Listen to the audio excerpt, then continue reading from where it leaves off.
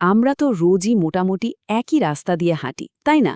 একই মুখ দেখি, একই জায়গায় যাই। কিন্তু কখনো কি থেমে ভেবে দেখেছি এই যে এত চেনা জগৎ এর ঠিক কতটুকু আমরা আসলেই দেখি? আজ আমরা ঠিক এই ব্যাপারটাই খুঁজে দেখব আলেকজান্ড্রা হুরোভিৎসের অন লুকিং বইটার হাত ধরে। চলুন আমাদের চারপাশের পৃথিবীকে একদম নতুন চোখে আবিষ্কার করা যাক। নিজেকে এই প্রশ্নটা একবার করে দেখুন তো, আমরা আমাদের চারপাশের জগৎ কতটা দেখি? বেশিরভাগ সময়ে তো আমরা একরকম অটোপাইলট মোডে চলি, তাই না?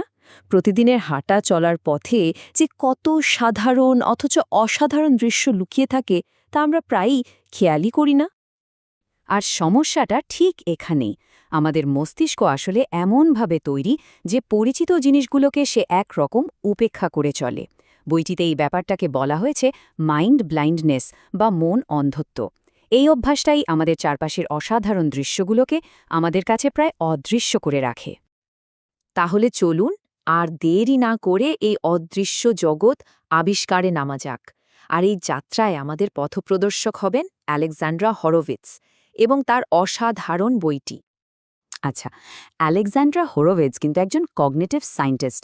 তার গবেষণার বিষয়টাই হলো মানুষের উপলব্ধি আর মনোযোগ। মানে আমরা কিভাবে এই বিশ্বকে দেখি বা অনুভব করি, সেই ব্যাপারগুলোই তিনি বোঝানোর চেষ্টা করেন।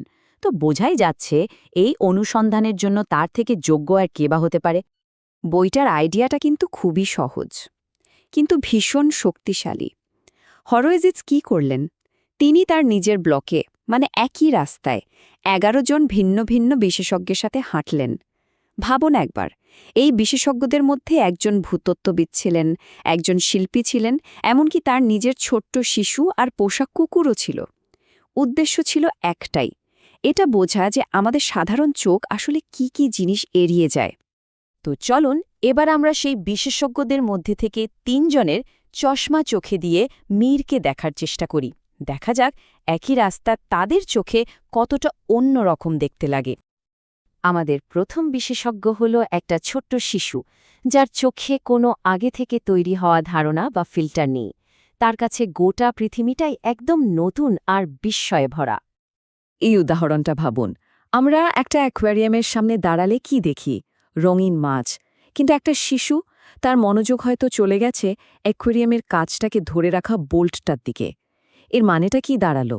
কোনটি গুরুত্বপূর্ণ আর কোনটি নয়, এই ধারণাটা আসলে জন্মগত না, এটা আমরা বড় হতে হতে শিখি। বেশ, এবার শিশুর সরল দৃষ্টি থেকে বেরিয়ে আসা যাক। চলুন এবার একজন অত্যন্ত প্রশিক্ষিত বিশেষজ্ঞের চোখে মীরকে দেখি। একজন ভূতত্ত্ববিদের কাছে কিন্তু একটা সাধারণ ফুটপাতও যেন ইতিহাসের এক একটা পাতা। তো এই ভূতত্ত্ববিদদের সাথে হাঁটতে গিয়ে হোরোভিচ যা আবিষ্কার করলেন তা এক কথায় অবিশ্বাস্য। তার পায়ের নিচে যে সাধারণ ফুটপাত, তার পাথরের মধ্যে লুকিয়ে আছে লক্ষ লক্ষ বছরের পুরনো সামুদ্রিক জীবাশ্ম। মানে যা একসময় ছিল গভীর সমুদ্রের তলায়, সেটাই এখন আমাদের পায়ের নিচে শহরের ফুটপাত হয়ে আছে। ব্যাপারটা ভাবা যায়?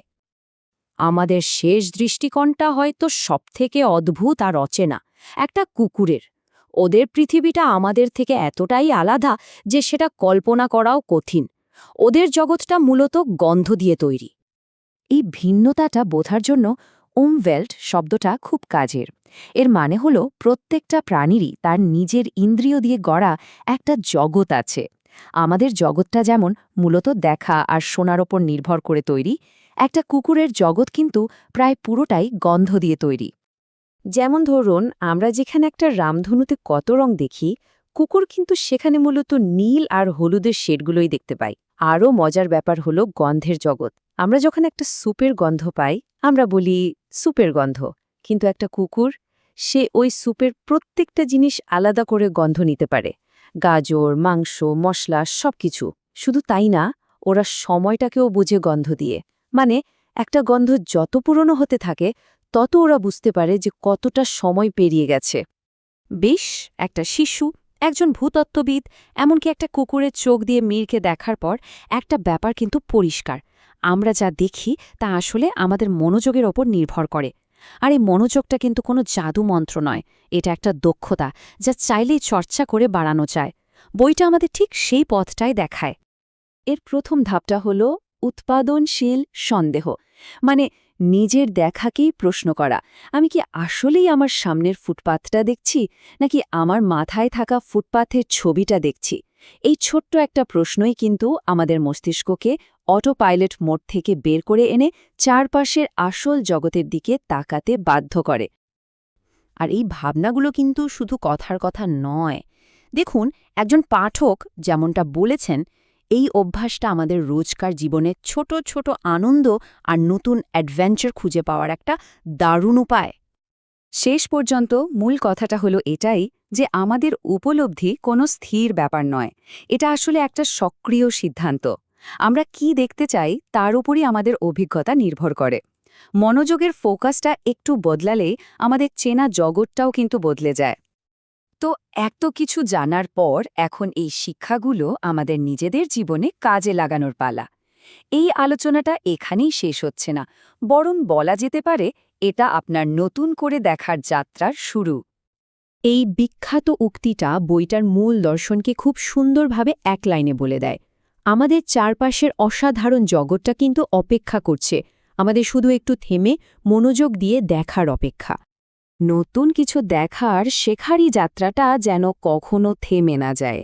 চারপাশে জগৎকে এরকম নতুন চোখে দেখার মতো আরও বিশ্লেষণ পেতে BCI লাইফ স্কিলস চ্যানেলটি সাবস্ক্রাইব করুন। আমাদের সাথে থাকার জন্য ধন্যবাদ।